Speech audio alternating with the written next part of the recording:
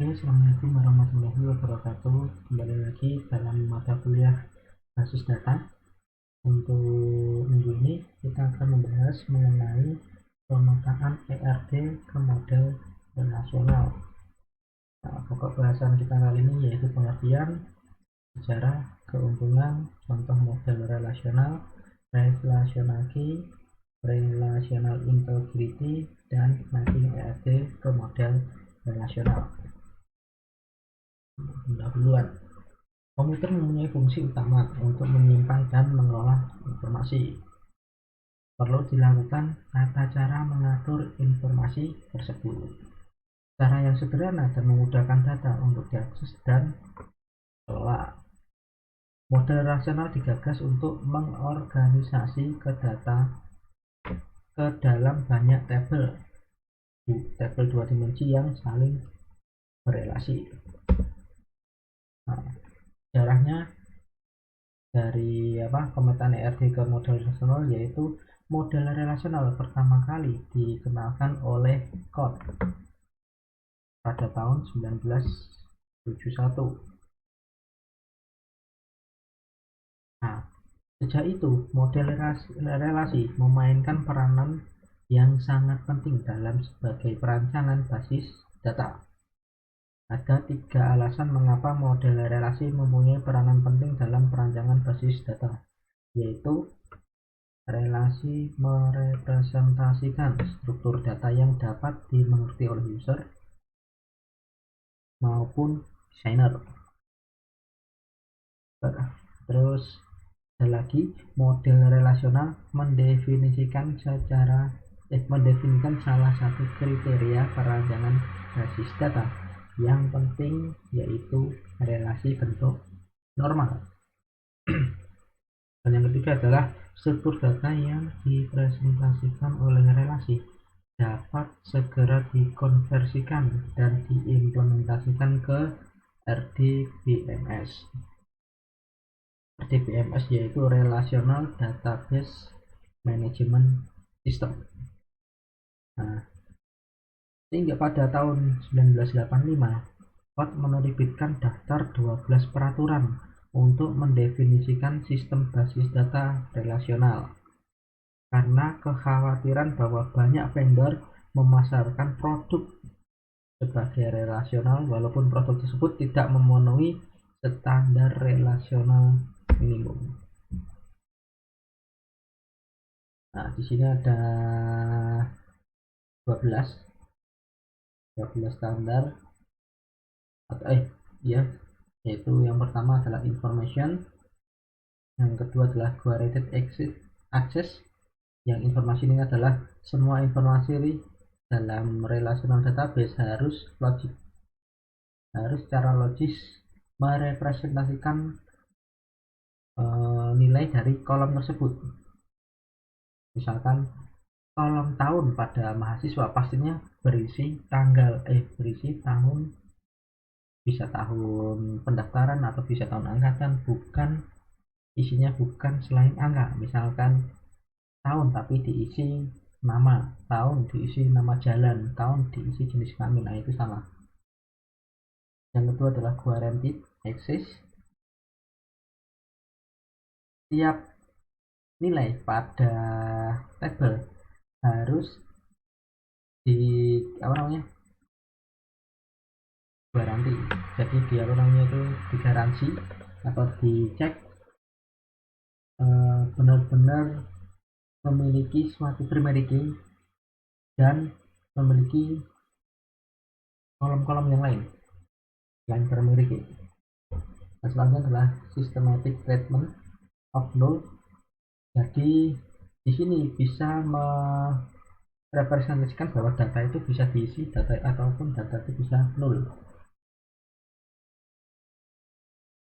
Yang selanjutnya adalah dynamic online catalog based on the relational model dan sampai 12 rule. Dan ada satu rule yaitu namanya rule zero. Silahkan kalian baca sendiri aja untuk mempersingkat. Kita lanjut dulu. Nah, apa sih keuntungan kita menggunakan ERD ataupun menggunakan pemetaan RT ke model relasional, yaitu yang satu, memiliki bentuk sederhana. Yang kedua yaitu mempermudah operasi data, baik untuk query, bisa query untuk update atau delete, query update atau edit maupun query delete. Nah, di sini tools model untuk relasional ada beberapa. Contohnya di sini adalah DBMS-nya. Untuk DBMS contohnya ini DB2, terus ada RDB atau VMS dari Digital Equipment. Kalau yang DB2 itu tadi dari IBM. Terus ada DBMS Oracle dari Oracle Corporation, ada Infomix dari Infomix Corporation, terus ada Inres dari ASK Group, dan ada Sybase dari Sybase Incorporation. Nah, untuk PC tools model relational di PC yaitu contohnya adalah Airbase Family, DBase Family, Microsoft SQL, dan Visual Box Pro. Nah, dalam model relasional terdapat yang namanya istilah model relasional, yaitu yang pertama relasional atau disebut juga table atau disebut juga sebagai file, yaitu merepresentasikan tabel yang terdiri dari sejumlah baris dan kolom. Selanjutnya adalah atribut, bisa dibilang atribut, bisa dibilang kolom, bisa dibilang field, yaitu kolom pada tabel. Kolom-kolom yang ada pada tabel itu bisa disebut atribut, kolom, ataupun field. Yang selanjutnya adalah tuple atau row atau record, baris pada tabelnya, jadi baris-barisnya. Selanjutnya adalah domain, himpunan nilai dari satu atau lebih atribut. Kalau degree yaitu banyaknya atribut dalam tabel atau banyaknya kolom dalam sebuah tabel.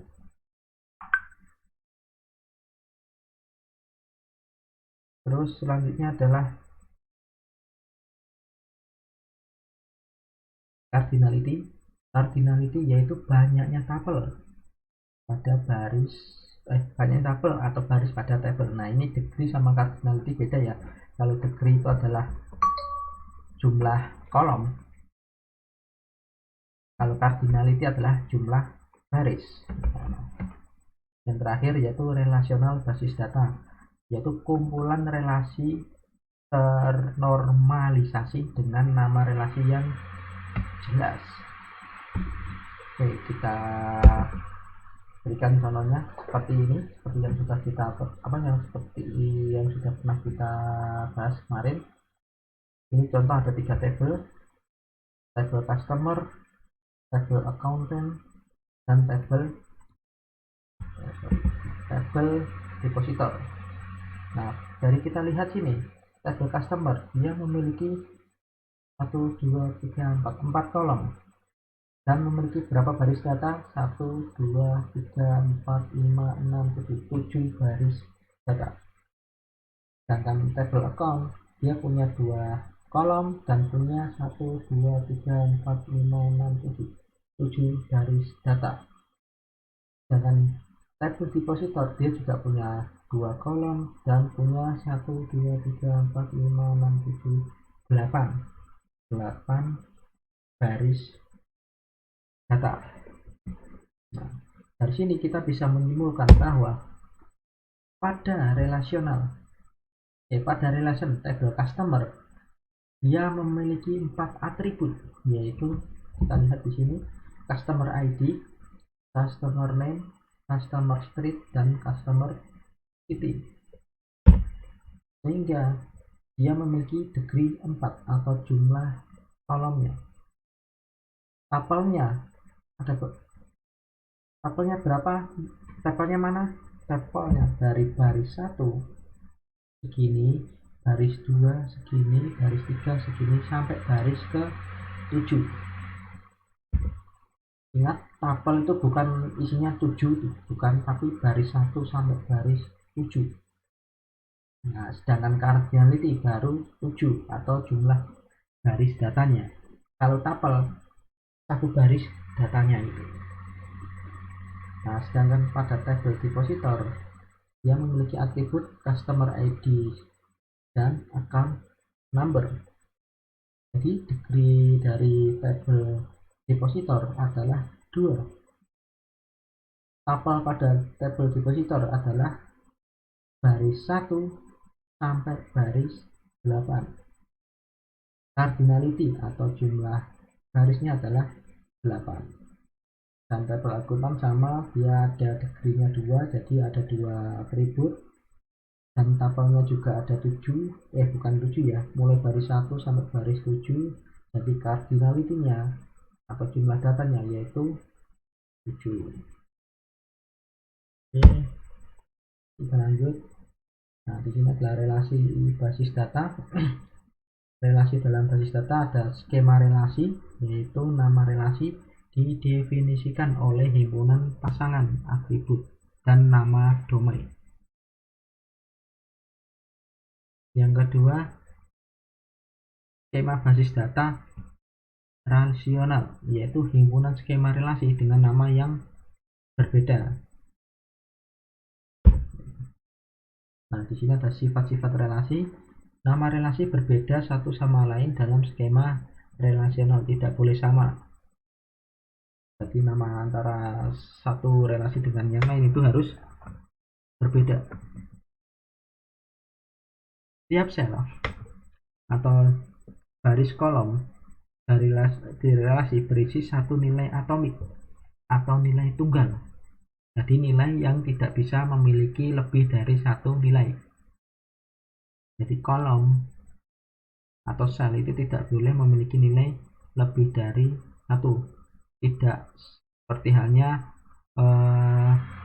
atribut multi-view yang pada ERD yang bisa memiliki lebih dari satu nilai.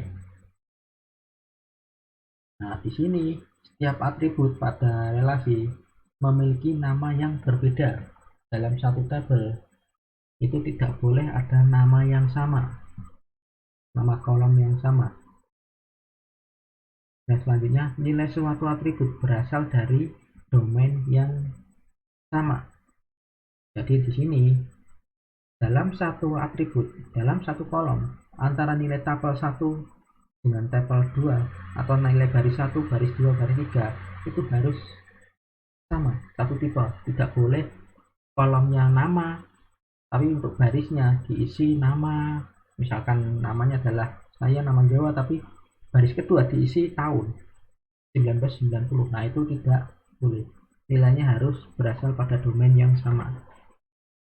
Kalau integer ya integer, kalau string ya string, kalau varchar ya varchar, dan lain sebagainya. Nah, di sini setiap tabel adalah berbeda dan tidak ada duplikasi tabel. Nah, setiap baris nilainya harus berbeda, makanya ada yang namanya primary key-nya. Nah, di sini ada fase-fase desain basis data sederhana. Nah, ini fasenya ada 6. Yang pertama adalah requirement collection and analysis. Jadi maksudnya adalah mendesain basis data sederhana itu harus dilakukan, yaitu requirement, mencari kebutuhannya itu seperti apa kita, terus mengoleksi data-data apa yang perlu kita kumpulkan, selanjutnya kita lakukan analisis. Nah, dalam requirement itu ada 2 yang perlu dilihat. Yang pertama adalah data requirement atau kebutuhan akan data. Yang kedua adalah functional requirement atau kebutuhan akan fungsional suatu sistem. Nah, kita masuk ke fase kedua, yaitu conceptual database design. Nah, di conceptual database design kita lakukan adalah functional analysis. Ini nanti ranahnya adalah RPL, sedangkan kita nanti basis data berarti yang paling kanan sini. Di sini berarti nanti kita Setelah data requirement dapat, kita melakukan conceptual design. Fase ketiga yaitu memilih DBMS mana yang akan kita gunakan nanti saat membangun sebuah sistem.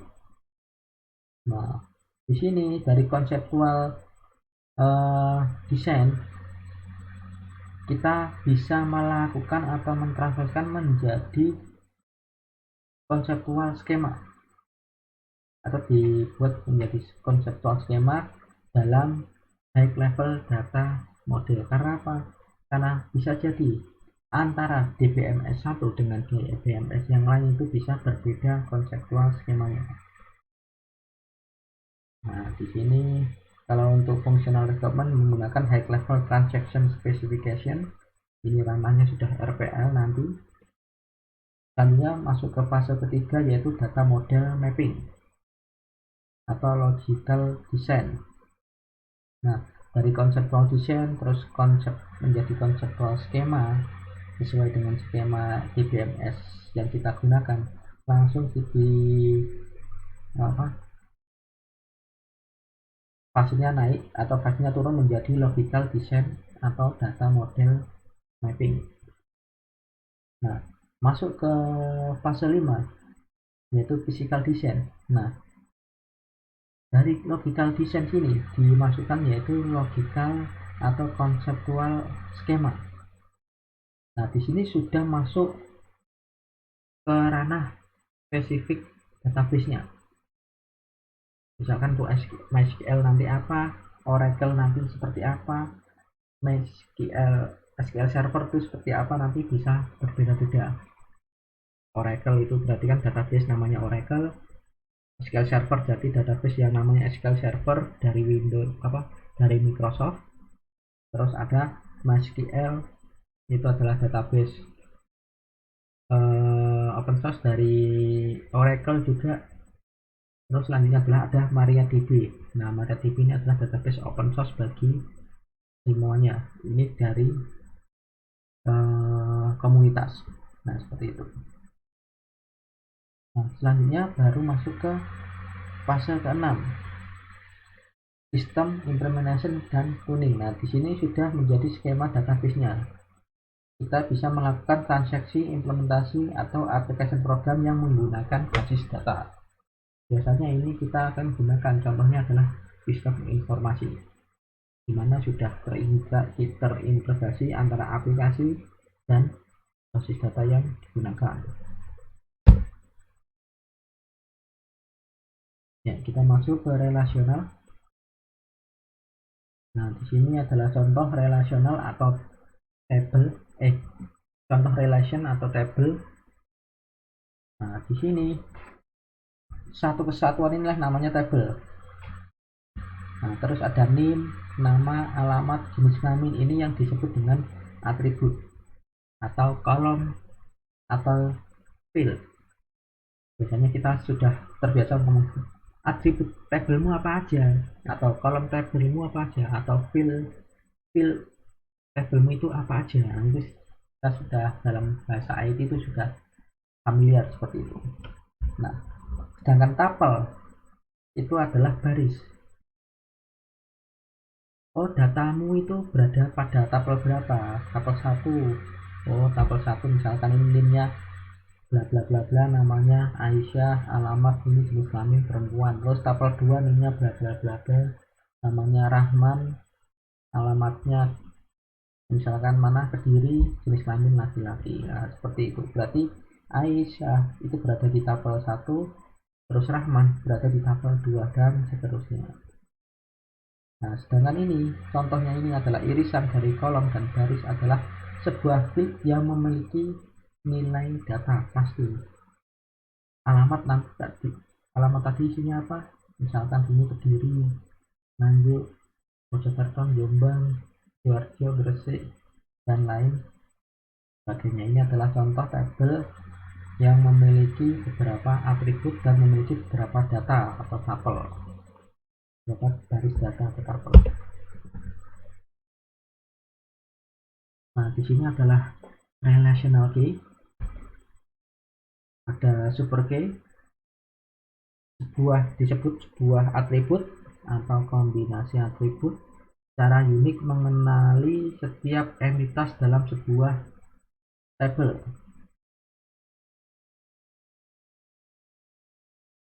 Dan selanjutnya adalah kandidat key. Kandidat key adalah sebuah super key minimal, yaitu super key yang tidak merupakan bagian atribut dari suatu super key.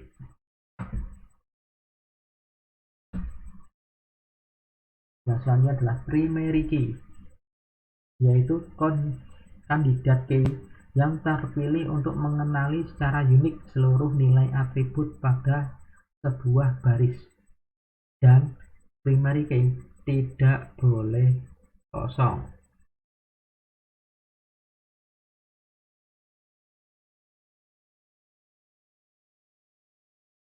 Yang keempat yaitu secondary key, yaitu sebuah atribut atau kombinasi atribut secara paksa digunakan untuk tujuan pengembalian data.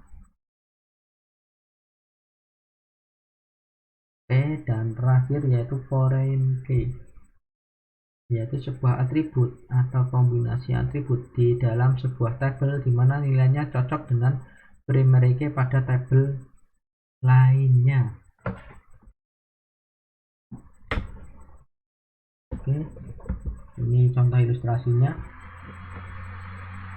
Terdapat tabel yang namanya adalah supplier dan memiliki 3 kolom: kode supplier, nama supplier, dan alamat supplier. Nah, bisa kita lihat bahwa kode supplier merupakan primary key. Karena apa?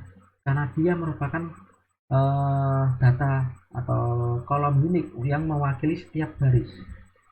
S0001 Panasonic Depok, S002 Sanyo Bogor, S003 Akari Bekasi. Bisa jadi S0004 misalkan ini adalah apa namanya, Miyako gitu, alamatnya ada di Depok. Nah, kan ada 2 Depok tapi kode suppliernya berbeda, makanya kode supplier ini dijadikan sebuah primary key.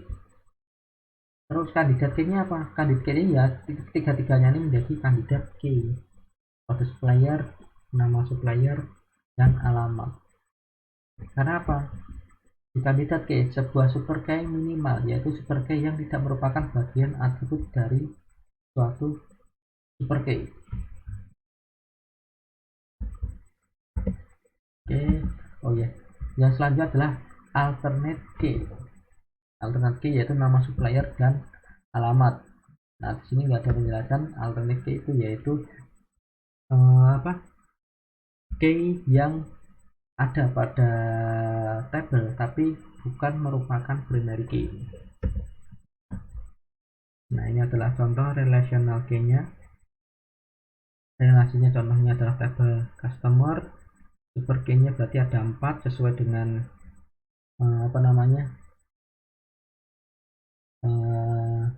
sesuai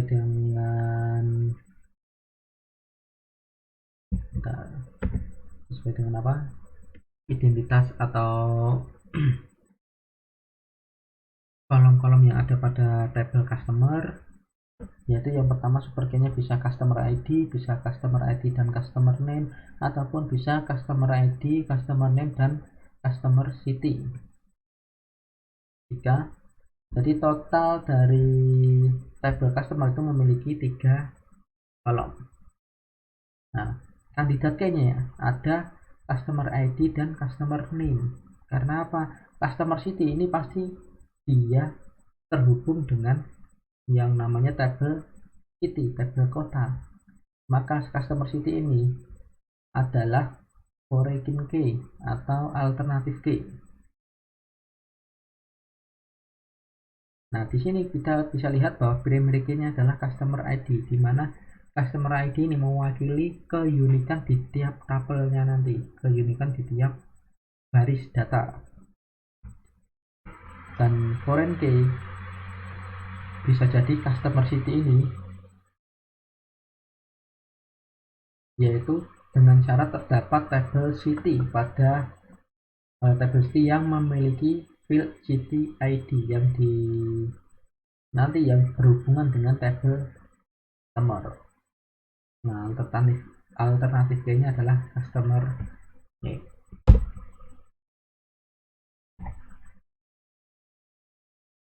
Nah, pada relational integrity juga ada yang namanya null.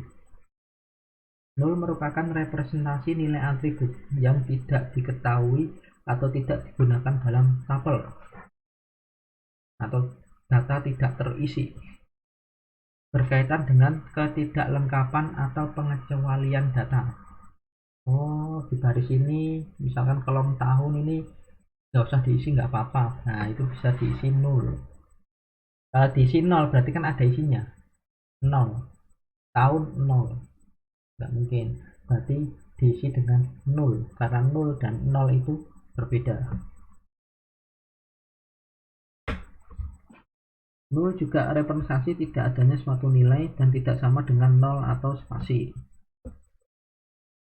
Yang selanjutnya ada entity integrity, yaitu pada relasi dasar tidak ada atribut ataupun primary key yang bernilai nol. Nah, entity integrity yaitu itu tadi, bahwa tidak ada yang namanya atribut apalagi primary key yang bernilai nol, harus terisi. Boleh spasi, boleh enter, tapi harus bernilai, tidak boleh kosong, apalagi dia primary key. Yang selanjutnya adalah referential integrity, yaitu jika terdapat foreign key dalam suatu relasi, maka foreign key tersebut dibandingkan dengan kandidat key dan beberapa tuple pada relasi itu sendiri.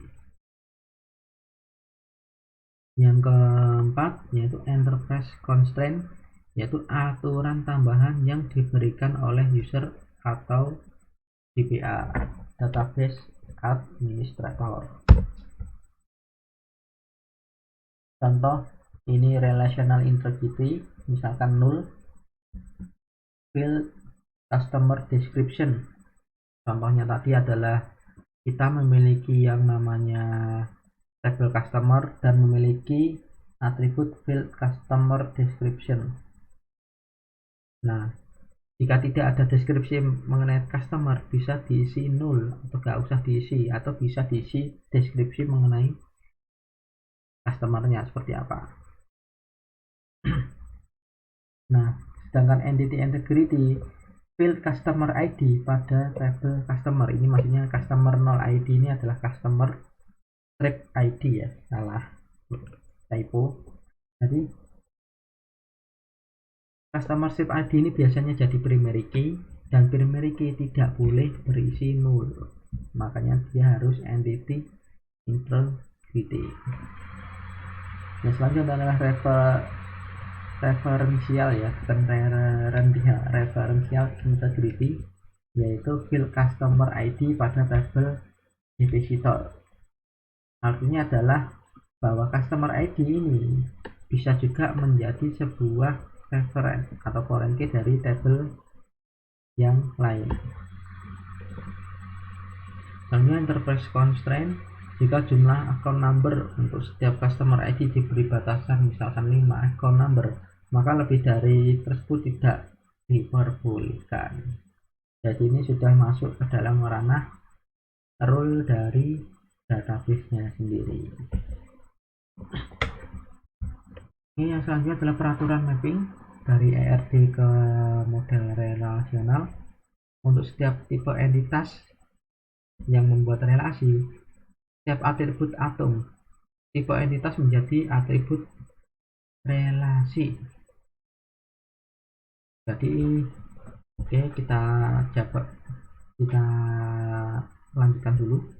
Atribut komposit mencakup semua atribut atom. Jadi Kalau kita punya atribut komposit atau atribut yang bernilai lebih dari 1 atau gabungan, itu dijadikan atribut tunggal. Sedangkan atribut turunan tidak disertakan dalam field. Jadi atribut yang sekiranya itu turunan dan tidak terlalu pengaruh akan dibuang. Contoh relasi adalah himpunan bagian dari cross product dari domain atribut. Atribut dari kunci entitas membentuk kunci utama relasi. Jadi key, primary key itu menjadi kunci utama dari relasi. Seperti apa contohnya? Seperti ini. Nah, bisa kita lihat bahwa dari ER di sini kita bisa lihat bahwa ER di sini kita memiliki yang namanya entitas student dan memiliki yang namanya primary key student no dan memiliki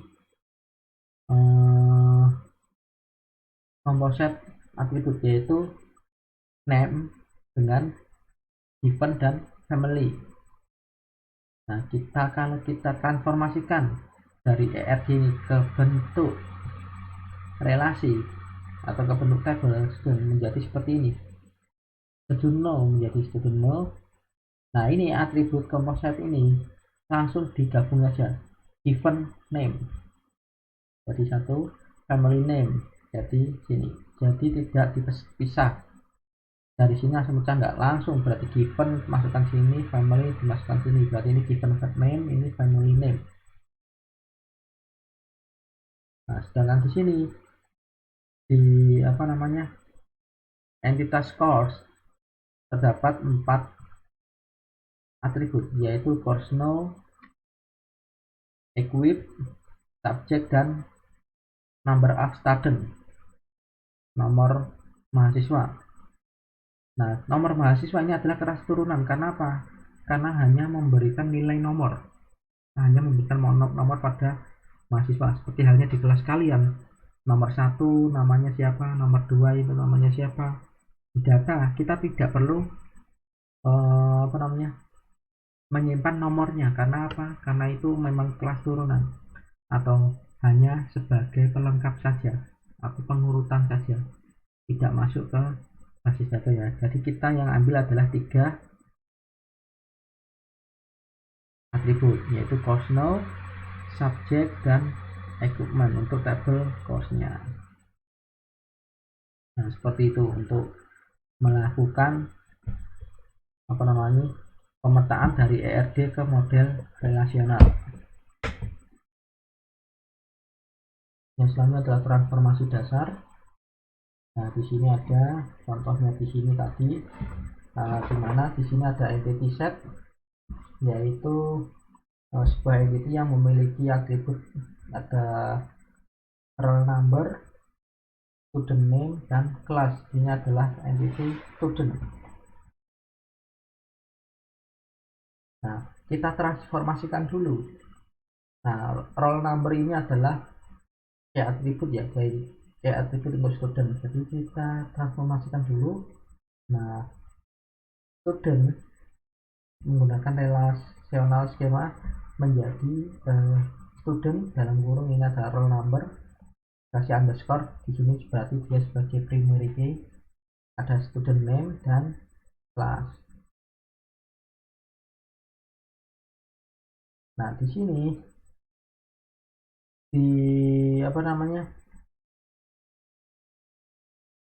ini baru jika dia student name nya nama mahasiswanya itu hanya itu sudah atomik atau sudah tunggal. Beda lagi dengan contoh yang di sini roll number. Di sini student name-nya ternyata dia composite atribut, ada first name dan last name, terus ada class. Jika kita transformasikan itu tidak seperti halnya yang pertama ini. Student ada roll number, ada student name dan class. Tidak bisa, karena apa? Karena di sini dia composite, first name dan last name. Berarti kita langsung ambil yang belakangnya, atau ambil yang atribut yang sudah terpecahnya. Jadi roll number, first name, last name, dan kelas. Jadi student name ini sudah kita buang, kita jadikan langsung first name dan last name. Jadi di relational skema yang benar adalah yang bawah, memiliki 1, 2, 3, 4 atribut, bukan 3, 1, 2, 3, bukan, tapi 1, 2, 3, 4. Komposit atributnya ini dibuang. Nah, seperti itulah transformasi dari ERD menuju model relasional. Terus bagaimana Pak kalau ternyata ada atribut yang multi value? Contohnya di sini di RED ada entitas student yang memiliki student number, the name, name-nya ini given, dan family, dan kontak. Misalkan kontak ini saya punya 2 nomor HP, saya punya 1 nomor HP, saya punya lebih dari 2 nomor HP. Nah, caranya adalah dilakukan atau memecah nilai atau atribut yang memiliki multi value dijadikan sebuah tabel sendiri.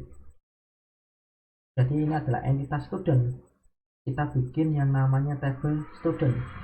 Ada student number, ada given name ini tadi, ada family name. Nah, di sini kita bikin yang namanya student kontak untuk menyimpan multi value-nya. Kita kasih student no.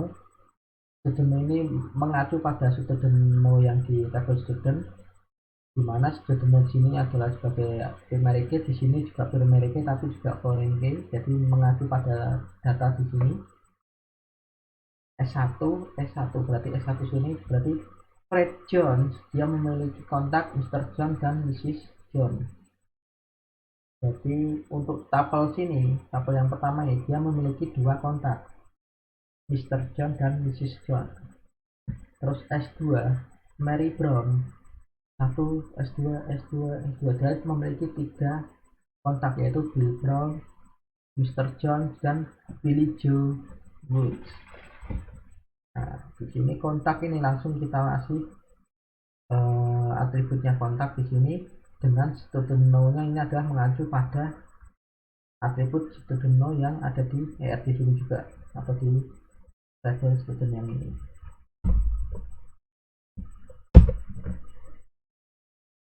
Nah, selanjutnya adalah derajat relasi 1 1 atau relasi one to one.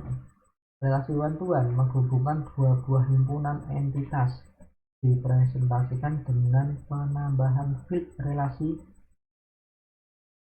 ke tabel yang mewakili salah satu dari kedua himpunan entitas. Contohnya di sini adalah ada 2 entitas. Yang pertama adalah entitas tahun, di mana cuma ada 1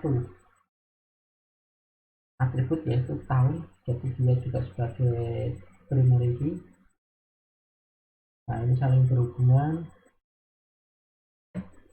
Terus yang ini adalah staff, ini adalah room number, dan name, namanya siapa. Nah, apabila relasi dari staff dan tahun di sini adalah tahun tutor misalkan, ataupun tahun dia tahun dia masuk, ataupun ini bukan staff misalnya, contohnya adalah student, berarti ini adalah student name, ini adalah NIP, NIM, ini adalah tahun masuknya adalah tahun masuk, dan relasinya adalah 1 bantuan, maka year ini bisa digabung ke dalam staff menjadi sebuah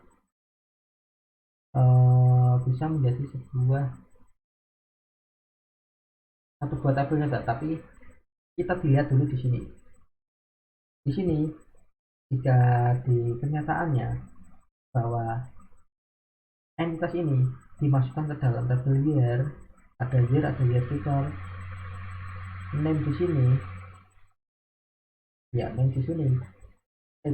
staff di sini adalah entitas staff yang memiliki room no dan name. Nah, year di sinilah yang kita acu ke tabel year yang ada di sini, ya tutor. Jadi datanya di sini mengacu pada data yang di sini, seperti halnya yang ini. S1, S2 ini mengacu pada data yang sini.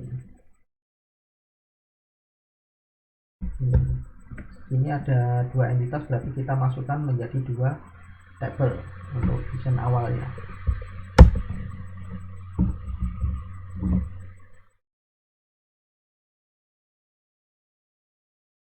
Nah, ini contohnya lagi.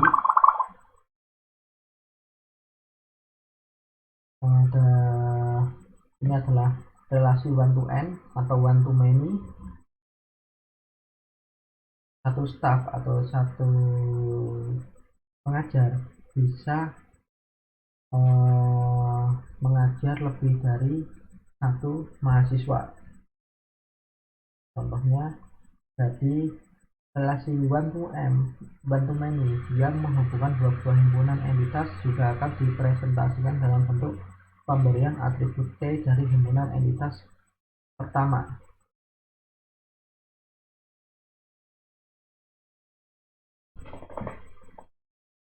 Atribut T dari himpunan entitas pertama ini menjadi atribut tambahan bagi himpunan entitas kedua. Himpunan. Oke, kita coba. Nah, di sini ada name, ada room no, ada staff. Nah, ini adalah satu entitas. Kita bisa masukkan ke tabel staff ini. Ada nama, ada room no. Terus kita ada entitas yang namanya student. Kita lihat di sini bahwa underscore di sini ada dua, berarti di sini adalah dua-duanya atribut ini ada sebagai primary key.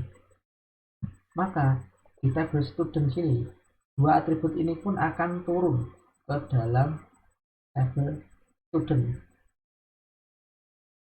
Dan di sini atribut untuk pengajaran ini, mengajar, slot mengajar ini pun akan turun ke dalam tabel student.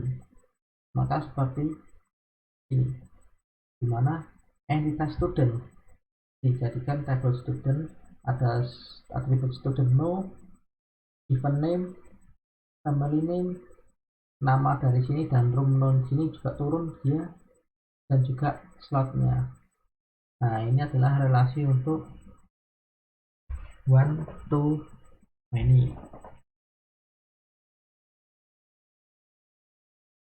Beda lagi dengan relasi many to many, end to end, atau many to many yang menghubungkan dua buah himpunan entitas akan diwujudkan dalam bentuk tabel khusus yang memiliki field yang berasal dari key himpunan entitas yang dihubungkan. Contohnya student, ada student no, ada given name, ada family name. Bisa mengambil banyak mata kuliah. Satu siswa atau satu mahasiswa bisa mengambil banyak mata kuliah, dan satu mata kuliah bisa diambil banyak mahasiswa. Dan tiap satu mata kuliah course ini ada nomor course-nya, equip, dan subjeknya. Terus mengambil enrolled atau kita mengambil kursusnya ada namanya lab mark dan exam mark. Jadi ada nilai lab ataupun nilai ujiannya. Maka di sini ketika kita membuat yang namanya atau melakukan pemetaan dari ERD seperti ini ke dalam model relasional, maka di sini kita jadikan satu tabel sendiri, yaitu student no, given name, dan family name. Course kita juga jadikan satu tabel sendiri, yaitu course no, subject, dan equip.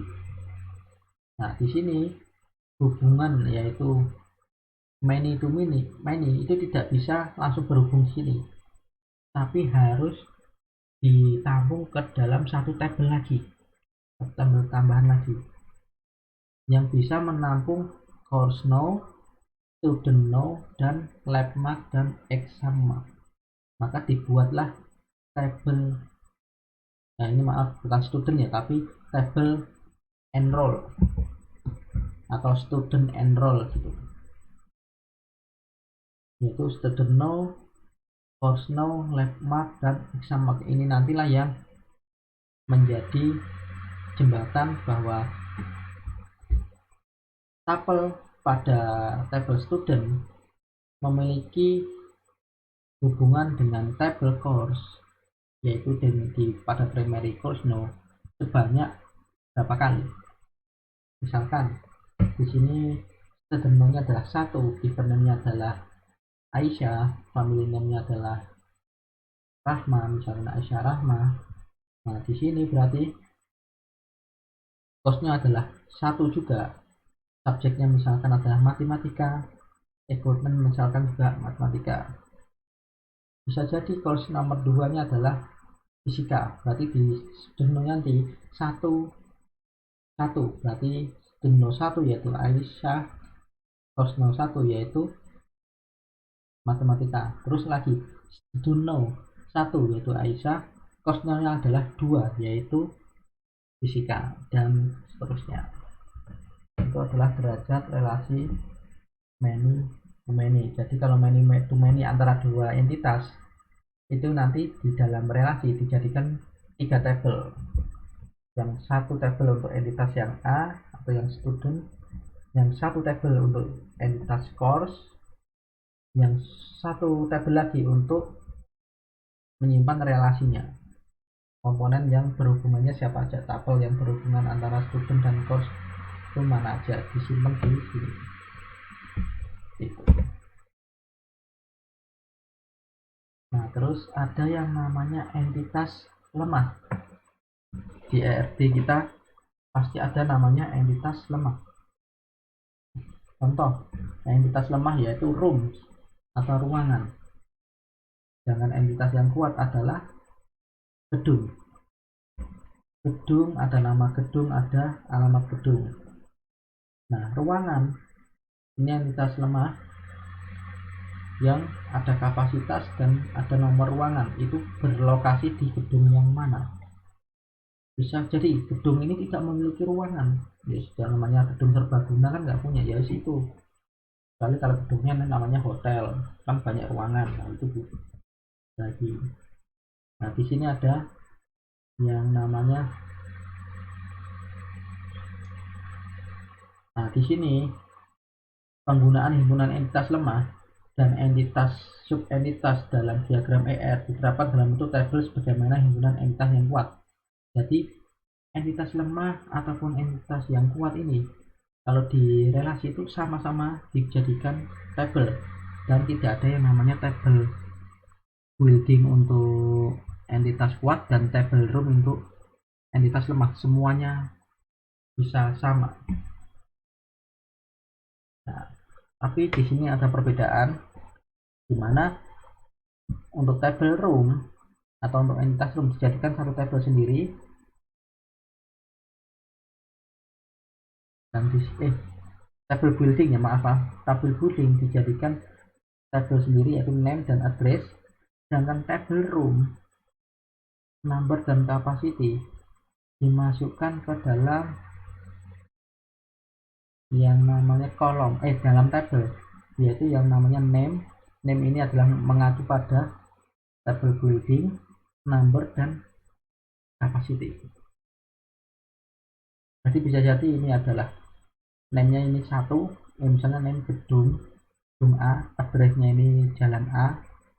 Terus tabel room sini gedung A 30, number 1, kapasitas 30, lagi gedung A number 2, kapasitas 40. Berarti ini adalah kamar-kamarnya.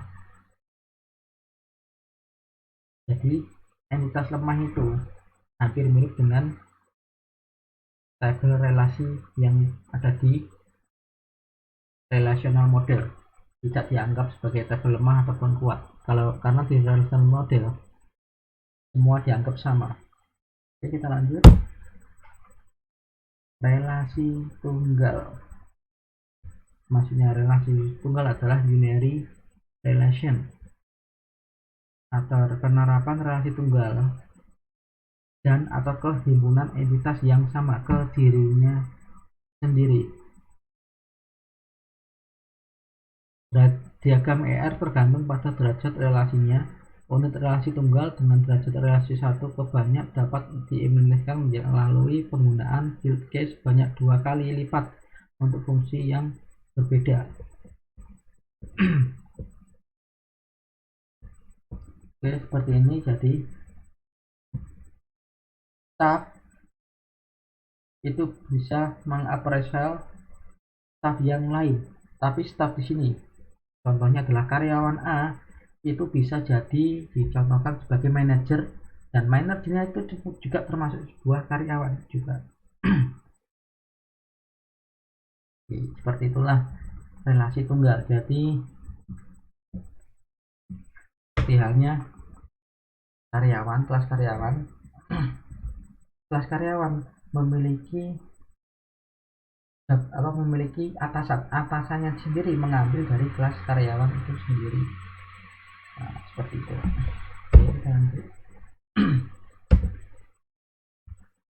Nah, seperti ini. Orang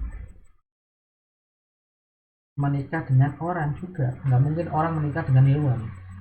Orang di sini kan tidak menjelaskan yaitu laki-laki atau wanita, tapi kan orang, misalkan orang nama A islamin laki-laki menikah dengan orang nama B islamin perempuan, ya kan saling, ini adalah unary relationship. Kenapa? Karena orang berelasi dengan orang itu sendiri, atau entitas berelasi dengan entitas itu sendiri. Contoh lain yaitu pegawai membawahi pegawai itu sendiri, ataupun pegawai memiliki atasan dari pegawai itu sendiri. Pegawai A memiliki atasan yaitu pegawai B, ataupun pegawai B membawahi pegawai A, kan sama-sama entitas pegawai. Suku cadang A tersusun atas suku cadang B, ataupun suku cadang A ini merupakan puncaknya dari suku cadang B, ya, itu bisa. Jadi unary relationship adalah entitas yang berhubungan pada dirinya sendiri.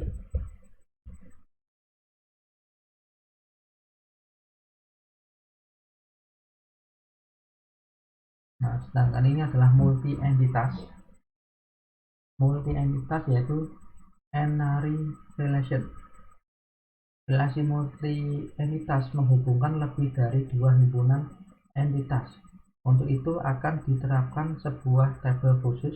Namun jika dapat dipastikan bahwa hubungan antar entitas adalah one to many, maka cukup ditambahkan build pada entitas yang bersangkutan. Contohnya di sini student, terus di sini ada staff. Student memiliki student number, given name, dan family name. Ini jadinya ini. Yang selanjutnya staff memiliki room no dan name. Course memiliki course no, equate, dan subject. Ini. Nah, tutors ini adalah multi entitas karena pas menghubungkan lebih dari satu tabel atau menghubungkan lebih dari satu entitas, yaitu menghubungkan entitas student, entitas staff, dan entitas course. Ini adalah perkuliahan teman-teman. Mahasiswa, dosen, ini mata kuliah. Jadi ini adalah perkuliahan atau tabel tutors. Kita buat satu tabel sendiri yang isinya adalah setiap primary key yang ada di entitas. Kita lihat ada skornya student no, atau kita lihat dulu di sini aja ya, room no dan name. Ini adalah dosen, misalkan ID dosen dan nama. Terus mahasiswanya siapa? Student no. Terus kode mata kuliahnya apa? Course no. Terus slotnya berapa? 50. Bisa, ini berarti seperti inilah dari ERD kita seperti ini. Kalau dipetakan ke dalam model relasional menjadi 4 tabel. Ya, student tetap student, staff tetap staff, course, tetap course. Nah, relasi yang ini kita buat sebagai sebuah tabel lagi yang terisi sama setiap primary key yang ada pada setiap entitas yang terhubung seperti itu. Nah, ada lagi yang namanya relasi ganda, redundant relation. Relasi ganda diterapkan dengan cara yang sama dengan kardinalitasnya sesuai penjelasan sebelumnya. Saat ada room, ada name, terus ada student no, ada given name dan family name. Ini one to many, ini supervise, ini adalah examine. Jadi memberikan satu dosen bisa memberikan penugasan kepada banyak mahasiswa, ataupun satu dosen bisa mensupervisi banyak mahasiswa, maka dibuatlah seperti ini. Name room ini dimasukkan ke dalam sini, dimasukkan langsung ke dalam tabel student atau relasi ganda. Ini adalah spesialisasi dan generalisasi. Generalisasi mengusulkan jumlah entitas sehingga hanya butuh satu entitas dengan penambahan itu. Spesialisasi akan menghasilkan jumlah himpunan entitas baru. Contohnya, tabel student memiliki MN atau mahasiswa number, ada name, nama, dan email. Nah, di sini is a bukan isa ya, is a full time student atau part-time student. Kalau dia sebagai part-time student, maka ada namanya part-time fraction. Nah, di sini kita bisa masukkan part. Jika dia bernilai 1 atau dia bernilai ada ininya, maka dia termasuk ISTA sini. Tapi jika dia tidak bernilai, maka dia masuk full time student. Biasanya seperti itu.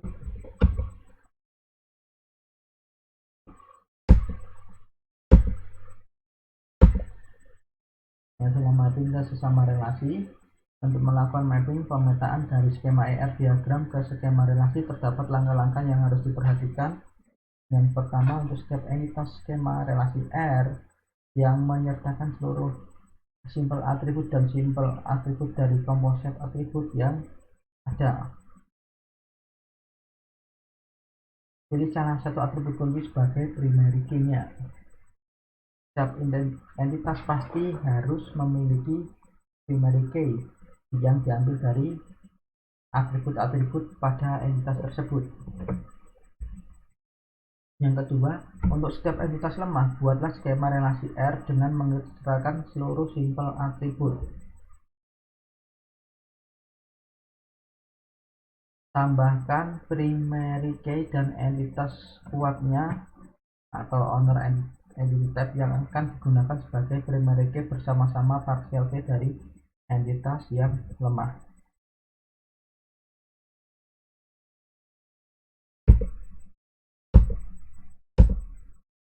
Yang ketiga, untuk setiap relasi binary atau one-to-one, tambahkan primary key dari sisi yang lebih ringan ke sisi entitas yang lebih berat. Suatu sisi dianggap lebih berat timbangannya apabila mempunyai partisipasi total. Tambahkan juga simple atribut yang terdapat pada relasi tersebut ke sisi yang lebih berat. Apabila kedua partisipasi adalah sama total, maka kedua entitas tersebut boleh digabungkan menjadi satu skema relasi atau menjadi satu tabel. Untuk setiap relasi binary one to many yang tidak melibatkan entitas lemah, tentukan mana sisi yang lebih berat. Sisi dianggap lebih berat timbangannya adalah sisi many. Tambahkan primary key pada sisi yang ringan. Yang dimaksud berat di sini adalah jumlah datanya lebih banyak daripada jumlah data pada entitas yang lain. Oke. Yang kelima, untuk setiap relasi binary many to many, buatlah skema relasi baru R dengan atribut seluruh simpel atribut yang terdapat pada relasi binary tersebut. Tambahkan primary key yang terdapat pada kedua sisi skema relasi R. Kedua foreign key yang didapat dari kedua sisi tersebut digabung menjadi satu membentuk primary key dari skema relasi R yang baru. Nah, ini untuk multi value dibuatkan tabel baru atau relasi baru yang menyertakan atribut dari multi value tersebut, dan primary key-nya adalah relasi dari multi value tersebut dari skema relasi yang sebelumnya. Oke, yang 7, setiap relasi n-array dengan n lebih dari 2, buatlah skema relasi R yang menyertakan seluruh primary key dari entitas yang ikut serta. Jumlah n foreign key tersebut akan membentuk primary key untuk skema relasi R. Tambahkan seluruh simpel atribut yang terdapat pada relasi n-array tersebut.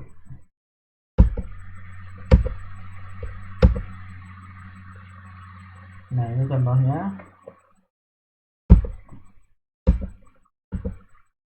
Nah, dan ini hasilnya. Kita lihat bahwa di sini employee dia punya yang namanya self atau relasi ke dirinya sendiri, terus ada tanggal lahir, SSN, serial number, ini adalah ID-nya, primary key-nya, terus ada first name, minute name, middle name, terus ini adalah last name, terus ada sex atau jenis kelamin, ada alamat dan gaji. Nah, apakah benar? Cek.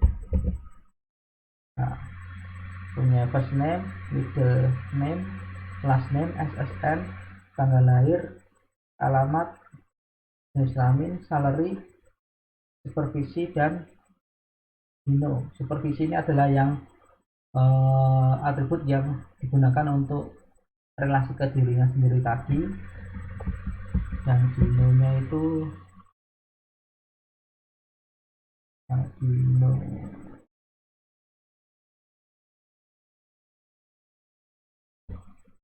Dino-nya itu nanti ada. Oke. Yang selanjutnya kita aplikasikan dulu itu tadi.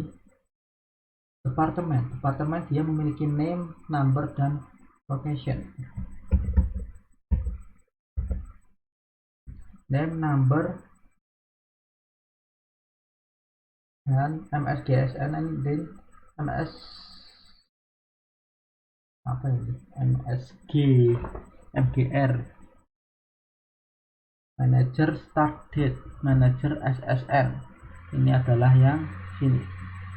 Terus ada department location, ada number dan lokasi. Number, oh ini departemen ya tadi. Oh ini manajernya, start date, dan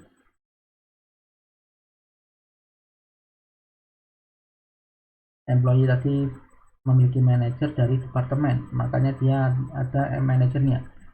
Departemen sini ada 3 atribut, dan project tadi di sini mempunyai 1, 2, 3 atribut, dan dependent memiliki 1, 2, 3, 4 atribut. Nah, seperti ini, nanti bisa kalian cek sendiri. Nah, ini contoh mappingnya, akhirnya jadi seperti ini. Ini super SSN berarti dia berelasi, entitas employee berelasi ke dirinya sendiri.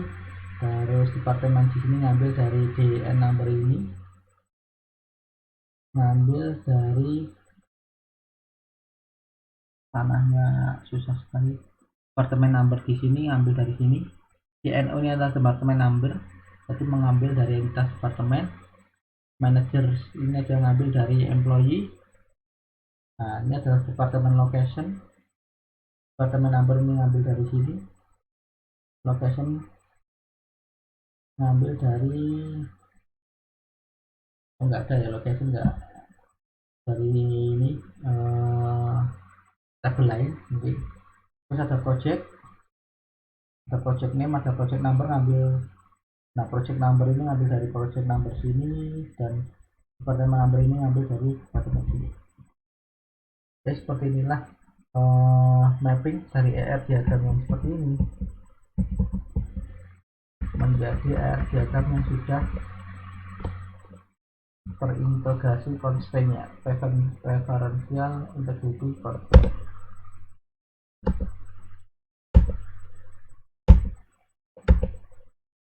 Nah, ini adalah contoh implementasi data table. Jadi ini akhirnya nanti.